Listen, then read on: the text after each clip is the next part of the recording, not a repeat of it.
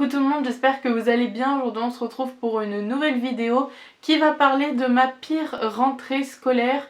Avant toute chose, je tenais à dire que oui, ça fait longtemps que j'ai pas fait de vidéo, mais j'ai pas envie de me prendre la tête à me dire tel jour, tel jour, tel jour tu mets des vidéos. J'ai envie de faire un peu comme bon me semble, et dès que j'ai une idée ou que j'ai quelque chose à raconter, je fais une vidéo plutôt que me dire cette semaine faut que tu fasses une vidéo, et au final sortir une vidéo où je fais un truc qui sert juste à mettre une vidéo dans la journée quoi. Donc voilà, je pense que c'est comme ça que ça va se dérouler pour les prochaines fois. Je mettrai des vidéos quand j'en aurai envie. Peut-être que parfois il y en aura beaucoup, des fois il y en aura moins. Mais voilà, j'ai envie de faire un petit peu ce que je veux. Comme aujourd'hui, j'ai essayé de me maquiller, mais vu que mes hormones en ce moment, elles me disent... Eh ben voilà, on est sur un petit acné assez prononcé. Donc voilà, j'ai les cheveux pas coiffés, je suis en sweat. Aujourd'hui on est vraiment dans une petite vidéo blabla, tranquille sur mon canapé. Donc voilà, si ce style de vidéo vous plaît, n'hésitez pas à mettre un petit pouce. Et eh ben, on va commencer tout de suite, c'est parti. Alors la rentrée que je vais vous raconter, c'est ma rentrée en DUT, donc en 2018, quand je suis arrivée en DUT il me semble. Ouais, 2018, fin 2018. Et je tiens déjà à dire que ça a été ma pire rentrée à cause de moi. Et oui, qu'à cause de moi. Il n'y a pas d'autres personnes à accuser. Là c'est vraiment que moi et moi. Le DUT était génial dans son entité. C'est moi qui a des petits soucis là-dedans qui ont fait que j'ai pas passé les meilleures années de ma vie. Mais voilà, avant de tout, je tenais à mettre carte sur table. Le DUT n'a rien à se reprocher, j'ai passé des très bons moments. Mais il y a des anxiétés, des choses que beaucoup d'étudiants ont en ce moment. Donc voilà, je me suis dit que ça pourrait être sympa d'avoir un témoignage en plus. Donc voilà, on va commencer pour de vrai cette fois-ci. J'ai l'impression qu'à chaque vidéo je fais ça, je fais une intro, je fais une deuxième intro, et puis j'ai dit 3 fois que la vidéo commence maintenant. Mais cette fois-ci c'est la bonne. Avant toute chose, je voulais faire un petit topo du type d'élève que j'étais pour que vous puissiez me cerner un petit peu. J'étais l'élève discrète qui avait des assez bonnes notes. Donc ma primaire et mon collège s'est assez bien passé. Au lycée, j'ai fait une seconde générale et je me suis rendu compte que j'étais pas vraiment faite pour le général. Et donc j'avais le choix entre ES et STMG. Et j'ai pris STMG parce qu'on m'a dit que la ES ce sera un petit peu short au niveau de mes capacités. Et donc j'ai choisi l'option ressources humaines et communication parce que l'aspect communication avait l'air assez cool, mais au final on a parlé une fois de communication. Et sinon dans mon lycée il y avait aussi gestion finance, mais je me suis dit je vais peut-être pas trop kiffer les chiffres etc. Donc j'ai pris ressources humaines et j'ai trouvé ça super bien parce que ça permet un peu mieux de comprendre le monde de l'entreprise, comment ça fonctionne etc. Donc j'ai bien kiffé. Et j'ai eu mon bac été 2018 avec la mention bien. Donc j'ai fini à peu près avec 15 de moyenne il me semble. Donc j'étais très très contente. Et ensuite il a fallu trouver quoi faire l'année prochaine. Donc c'était quelque chose qui me terrifiait parce que c'était partir en études supérieures. Et moi je suis quelqu'un qui est très fille à maman. J'adore vivre chez moi, dans ma maison, et du coup j'étais un peu en décalage parce que tout le monde avait trop hâte de quitter ses parents, d'avoir son appart, d'aller faire des soirées étudiantes et tout, et moi j'étais en mode je peux pas y aller. Donc c'était un petit peu touchy. Et je savais pas du tout quoi faire au niveau orientation. J'étais complètement paumée, j'avais aucune inspi. Et en allant voir le mec du CDI, il m'a dit que la communication ça pourrait me plaire. Moi à l'époque j'étais très intéressée par tout ce qui était YouTube, les influenceuses etc. Donc je me suis dit de la com, ben c'est ce qu'elles font clairement, mais de l'autre côté. Donc je me suis dit pourquoi pas aller dans cette voie-là. Donc il faut savoir que les jours précédents cette rentrée, j'étais très stressée. Je suis quelqu'un qui stresse énormément, qui doute tout le temps d'elle. Et j'étais terrifiée, donc c'était nouvelle école, faire des nouveaux potes, nouvelle appart, vivre toute seule, enfin c'était trop de changements pour moi en si peu de temps. Donc je suis arrivée dans mon appart terrifiée. Et en plus, je crois que mes parents à ce moment-là étaient à Venise. Donc vraiment, aucun parent près de moi. Et j'étais en PLS. Heureusement, mon grand frère qui était au chômage à l'époque a pu venir vivre quelques jours avec moi. Et heureusement qu'il l'a fait parce que sinon je sais pas ce qui se serait passé. Donc évidemment la veille je ne dors pas. Je ne dors pas bien évidemment, super stressée. Et le premier jour se passe et là j'apprends que, en fait, dès le... Non, ça je l'avais appris aux portes ouvertes. La première semaine à l'IUT, c'est... Enfin, en DUT, du moins mon DUT, c'est la semaine d'intégration. Pas parce qu'il y a des petits gages, du bizutage et tout. Non, non, non. C'est que la première semaine, c'est taf, taf, taf. Je vous explique. La première semaine dans mon DUT, on devait faire un rapport d'intégration. C'est-à-dire qu'on était mis en groupe aléatoire et on avait un sujet, moi, c'était la neutralité du net. Donc, je connaissais rien du tout. Donc on tombe là-dedans avec des gens qu'on connaît pas, on doit travailler, faire des recherches sur des sujets que je trouve quand même assez complexes. Et moi forcément je suis en train de me dire ouais je suis nulle, je galère. Mais ça se passe quand même plutôt bien dans l'ensemble pour le rapport. Je me frite un peu avec mon groupe parce que travailler à 5 quand on se connaît pas c'est un petit peu compliqué. Et en gros ça faisait plusieurs fois que nous, enfin il y avait 2 personnes du groupe qui étaient assis à rien faire parce que il n'y avait pas assez de travail pour tout le monde. Donc il y a une fois où j'étais restée chez moi parce que j'en pouvais plus. Et on s'était un petit peu frité. Mais quand je vous expliquerai pourquoi j'en pouvais plus. Donc en lui-même le rapport d'inté s'est à peu près bien passé. Après on a dû faire une soutenance dès les premiers mois. Donc vous voyez, d'un côté c'était super bien parce que ça te forçait à parler à des gens parce que c'était pour du travail. Dès le début tu voyais à quoi ressemblait un rapport et une soutenance. Et ça te donnait une petite culture aussi sur tout ce qui était les sujets que tu traitais quoi. Donc c'était vachement bien. Mais moi c'était la galère. Parce que à côté, déjà pour rédiger le rapport, il y a tout ce qui est écrit, mais il y a aussi ce qui est mis en page. Et donc du coup, dans la première semaine, on avait des moments pour travailler et des moments pour apprendre à faire de la mise en page sur LibreOffice. Ce qui peut paraître très facile, mais moi je suis une daube, vraiment une grosse daube. Et je n'apprenais pas de la même façon que tout le monde. Donc quand tu fais un cours d'informatique à 30, pour moi c'est pas faisable.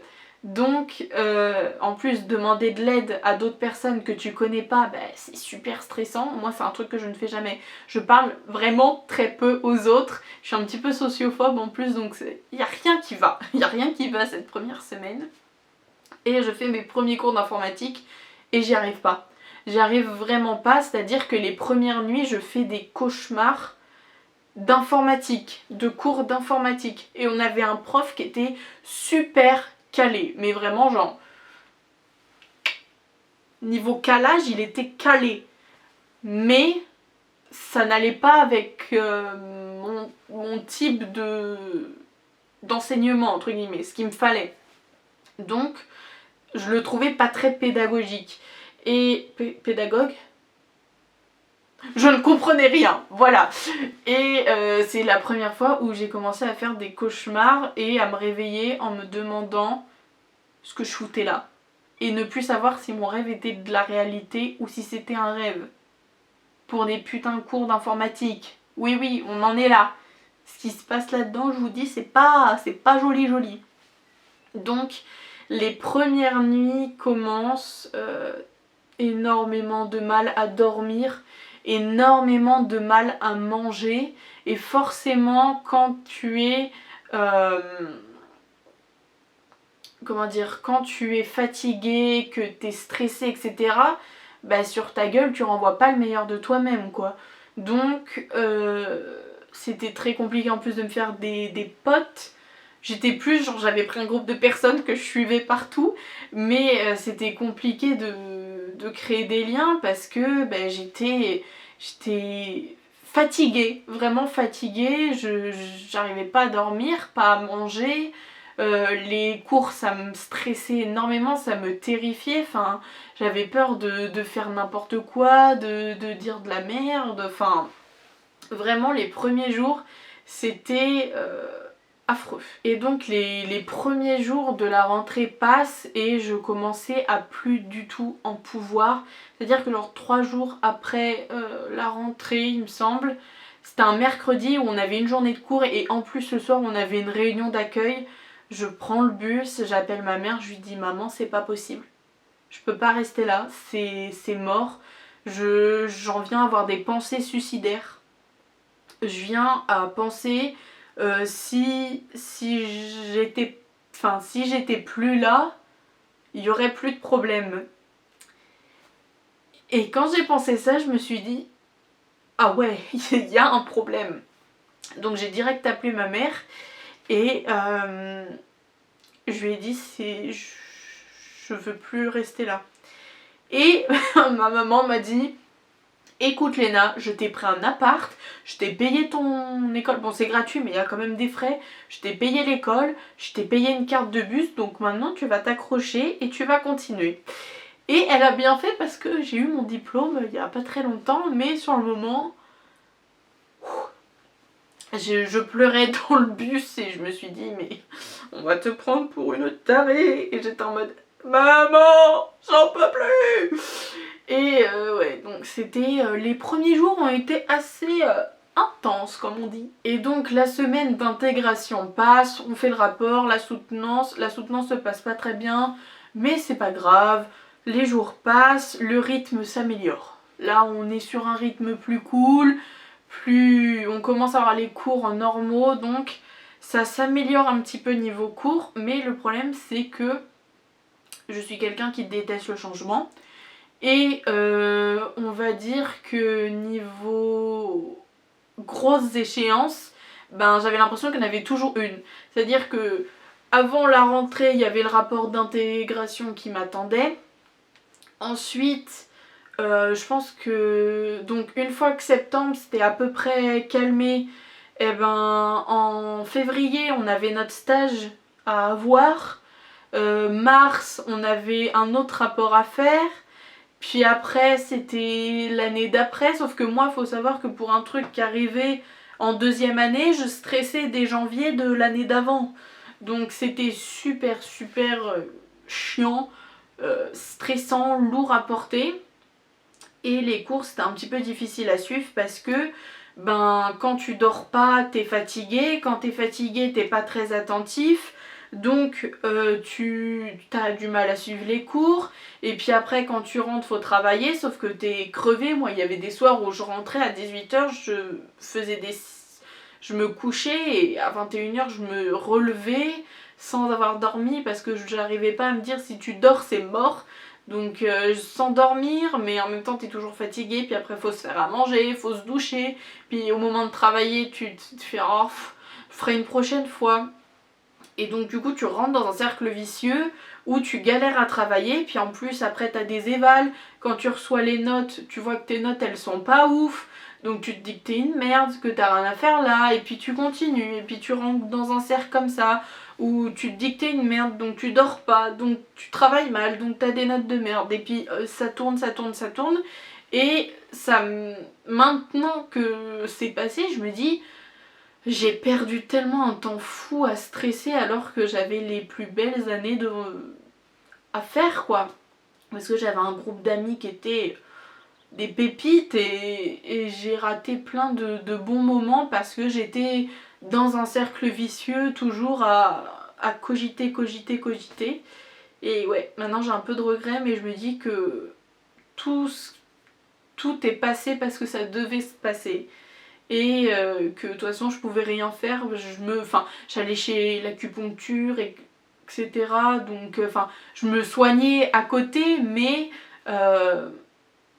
je pouvais pas trop y faire grand chose. Et en plus, parce que je me dis, stresser rien que de vivre, c'est pas assez simple, on va te rajouter la procrastination par anxiété, pas par flemme.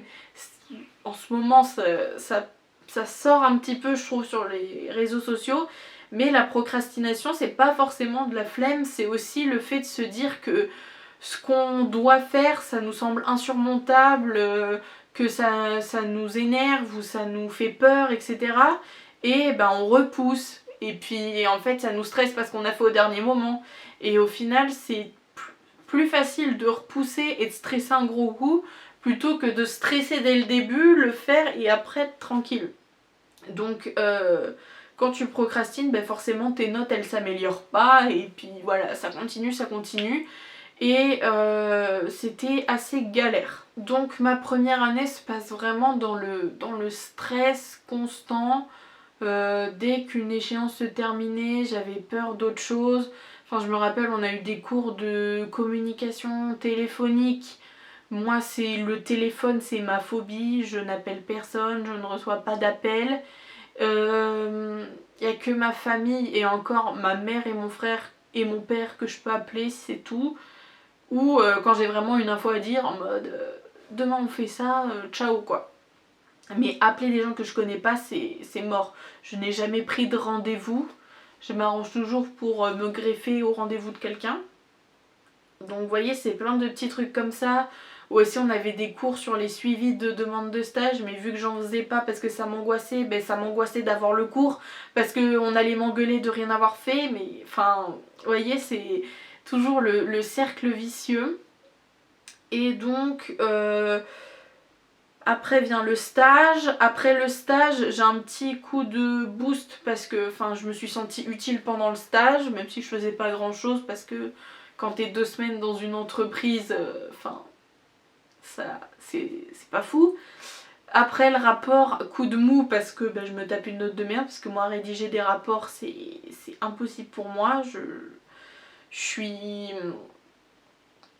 nulle pour ça, j'aime pas ça, je trouve ça inutile, je trouve ça bête parce que le stage c'est quelque chose qui peut t'apporter une note avec tes mains et pas avec ta tête, et pour évaluer ton stage on te demande de faire un rapport avec ta tête. Donc vous voyez, ça par contre je trouve ça un peu contradictoire. Sinon après l'ASB, donc atelier de synthèse bibliographique, en gros on te donne un sujet, il faut faire un rapport dessus, c'est un peu comme le rapport d'intégration, et là on était par deux, mais pareil je me compare, j'étais avec la personne qui a fini major de promo au dernier semestre. Et au lieu de me dire que c'est elle qui est forte, c'est moi qui suis nulle. Vous voyez le... Surtout que c'était une de mes potes. Hein. Mais c'est le genre de personne pour qui tout est... Enfin, pas tout est simple, mais en truc scolaire, c'est simple. C'est genre, ah j'ai besoin de ça, je vais aller voir machin, je vais lui demander et puis ce sera bon. Ah je vais... Et moi, c'était des choses qui me semblaient mais infaisables quoi. C'était vraiment impossible. Donc ça m'a un peu créé un complexe, mais c'est une personne qui m'a toujours boosté et tout, qui est en mode allez vas-y Luna on y va, aujourd'hui on travaille et tout. Et moi, c'est bête, mais par exemple on s'était réparti la quantité à écrire et elle avait fait bien plus de caractères que moi, et moi je galérais à faire 2/3 de ce que je devais faire quoi. Donc j'étais vraiment en galère pour travailler. Et donc du coup j'étais en panique tout le temps de me dire que j'allais faire foirer mon binôme, etc. Au final ça s'est à peu près bien passé, la soutenance aussi, Maëlys, bisous. Et après, du coup, en première année, je pense que c'était la dernière chose. Ouais, enfin, c'était les derniers gros trucs qui me stressaient. Après, il y a eu le rapport de projet tutoré, mais bon, c'était pas ouf, surtout avec notre projet tutoré. L'UP, tu restes quand même dans nos cœurs. Et donc voilà. Et donc comme je le disais, fin de première année, je stressais déjà pour ce qui allait arriver en deuxième année, puisque la deuxième année c'était stage de 2 mois et aussi un gros rapport qui s'appelle l'AEP, c'est l'atelier d'environnement professionnel. Et en gros c'est un rapport où on doit choisir un sujet, on doit faire un rapport sur le sujet. Alors là, c'était soit un entretien avec un professionnel en rapport avec ton sujet, ou un peu une veille de l'environnement, enfin ça je me rappelle plus trop exactement. Et la troisième partie, ça c'était bien qu'il l'ait créé, c'est que on avait le choix de faire une chose artistique en gros, toujours en rapport avec notre sujet, mais un truc un peu plus libre pour que chacun puisse s'exprimer dans son domaine.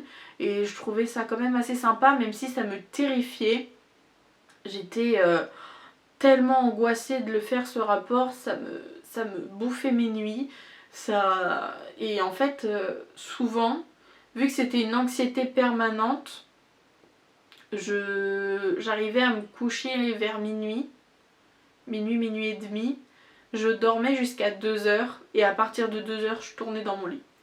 Donc quand tu fais des nuits comme ça, le lendemain, ben, t'es pas à 100% pour travailler quoi.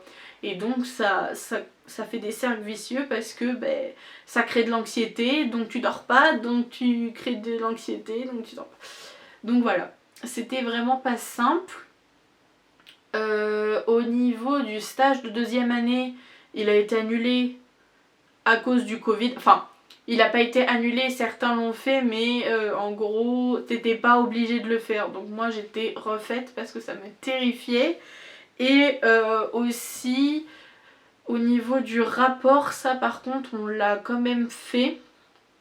Et moi, j'ai choisi le harcèlement numérique parce que j'ai déjà subi des moqueries, etc. et que c'est un sujet qui me touchait. Mais pareil, je savais pas trop quoi faire, pas trop vers qui me tourner, etc. Fallait trouver un professionnel, donc parler à quelqu'un. Et moi, ça m'a... J'étais en mode ah. Et donc voilà, ça le rapport, j'étais pas du tout sereine. Je l'ai rendu un jour en retard, j'avais pas du tout le bon nombre de caractères, j'étais au bout. Genre limite je disais tenez prenez cette merde mais au moins c'est fini quoi. Et j'ai eu 14. J'ai eu 14 et quand j'ai vu ma note j'ai halluciné. Je me suis dit mais comment c'est possible. Je suis sûre que j'en ai pleuré. J'en ai pleuré parce que c'était un rapport que j'avais fait toute seule et ce 14 bah, c'était que moi. C'était un 14 pour moi, c'était l'évaluation de mon travail à moi. Et quand on pense qu'on est une merde, ben, avoir un 14 en études sup, ben, ça fait du bien. Et après, on devait faire une soutenance devant 120 personnes. Donc ça pareil, ça me faisait super peur. Surtout que encore faire devant ma promo, on se connaissait à peu près tous, on était tous à peu près potes, ça allait. Mais on le faisait aussi devant les premières années du DUT. Donc là par contre j'étais un petit peu stressée parce que je me suis dit c'est des petits jeunes, ils vont se foutre de moi, etc. Ça va être horrible. Et au final j'ai fait un oral sur la grossophobie. Et en gros je mettais les gens dans la peau d'une personne obèse et je leur disais que en gros on avait déjà assez de problèmes comme ça et que vos remarques vous pouviez les garder pour vous. Grosso merdo, c'était un peu ça et je montrais que la grossophobie elle était bien sûr pas justifiée, qu'il y avait d'autres facteurs, etc. Donc moi ça m'a relâché, ça m'a libérée d'un poids parce que d'un côté j'ai pu dire merde je suis grosse mais je suis en bonne santé, je mange pas des chips devant ma télé tous les soirs, limite je mange moins que ma pote qui fait un S, donc laissez-moi tranquille, même si j'ai pas trop eu de remarques. mais forcément quand on voit quelqu'un qui se moque de quelqu'un d'autre et que tu te dis mais je suis pire que la personne moquée, tu te dis il a dû se moquer de moi et après tu pars dans les tours toute seule. Donc ça c'est ma spécialité, monter dans les tours toute seule. Dès qu'une personne me regarde, je me dis ah c'est lui, il se moque de moi, il m'a critiqué. Je suis un petit peu psychopathe sur ces points-là. Et donc comme je disais, j'ai réussi à faire cette soutenance, à pas bégayer, à faire des petites notes d'humour, etc. Et j'ai fini avec un 15. Et l'AEP, ça a été une des choses les plus stressantes de ma vie, mais une des choses aussi où j'ai été le plus fière parce que, eh ben, pour une fois, j'avais à peu près réussi ce que j'avais commencé. Donc, je vais pas pleurer quand même, dis donc. Et après, quand je voyais des gens venir me faire des compliments sur mon oral et tout, ça me... Des gens même que parfois je connaissais pas forcément, et ben j'étais super contente parce que je me disais putain, bah, j'ai pas stressé pour rien, au moins j'ai pu faire quelque chose de bien. Et donc, fact rigolo, c'est que le soir où j'ai passé ma soutenance d'AEP, ça a été le soir où Macron a fait l'annonce du premier confinement. Et le soir, eh ben, on est tous allés au McDo parce que on savait que c'était notre dernier jour parce qu'après on allait en stage et on allait plus se revoir. Donc ceux qui avaient passé leur oral,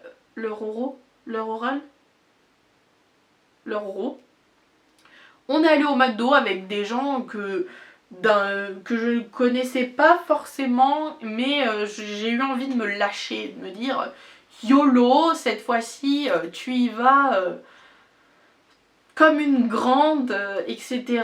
Et tu vas profiter et tu vas relâcher. Donc je suis allée au McDo le soir où je fais un oral sur la grossophobie, je suis allée au McDo le soir.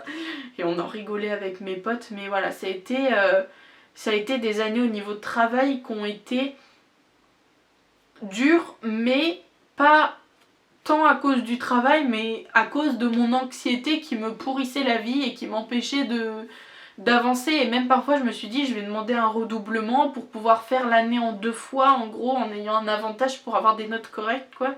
Enfin, c'était pour la confiance en soi, c'était pas le meilleur. Puis en plus j'étais dans une promo où les gens étaient quand même super doués. Enfin, ceux qui étaient très avenants, ils étaient des super bons communicants à l'oral. Il y en avait qui étaient plus discrets mais qui étaient super doués sur les logiciels Photoshop, InDesign et tout. D'autres qui avaient des bons contacts. Et moi j'étais en mode mais je suis bonne à quoi? À rien. Je suis moyen ou faible dans toutes les matières. Quand j'ai des bonnes notes, c'est parce que je suis avec une de mes potes qui est super douée. Enfin, qu'est-ce que je fous là? Et au final, du coup, que ça se termine sur cette note de l'AEP, ça m'a mis un petit peu un boost de confiance en soi qui a pas fait de mal. Donc voilà, je pense que j'ai à peu près fait le tour. La luminosité baisse, j'ai dû faire 8 allers-retours pour changer les cartes parce que j'ai plus de place sur ma carte, donc c'est un petit peu brouillon dans ma tête, je sais plus ce que j'ai dit, ce que j'ai pas dit. Sinon je ferai des pauses au montage pour rajouter des éléments. Si je peux vous donner 2 conseils, premièrement niveau travail, n'hésitez pas à rester dans l'école après votre journée de cours, tout simplement parce que comme ça vous restez dans le mood travail et en plus vous restez avec vos potes. Si vos potes bien évidemment restent à l'UT, moi par exemple j'avais beaucoup de mes potes qui restaient très tard à l'UT, donc il se passait des choses et puis après ils avaient des délires que moi je regardais un peu en mode qu'est-ce qu'ils ont. Donc d'un côté ça vous laisse dans le mood travail, vous pouvez vous motiver mutuellement. Et surtout si vous êtes comme moi, si vous rentrez chez vous, c'est mort. Vous allez faire un loisir pour vous dire c'est bon, j'ai fini ma journée de taf, je suis tranquille. Et puis à 21h, vous allez vous dire ah il me reste, faut que je fasse à manger et ma douche. Et puis après il va être 22h, ça sert à rien de s'y mettre maintenant. Et après on continue. Donc là, par exemple, vous restez jusqu'à 19h, vous travaillez 1 heure.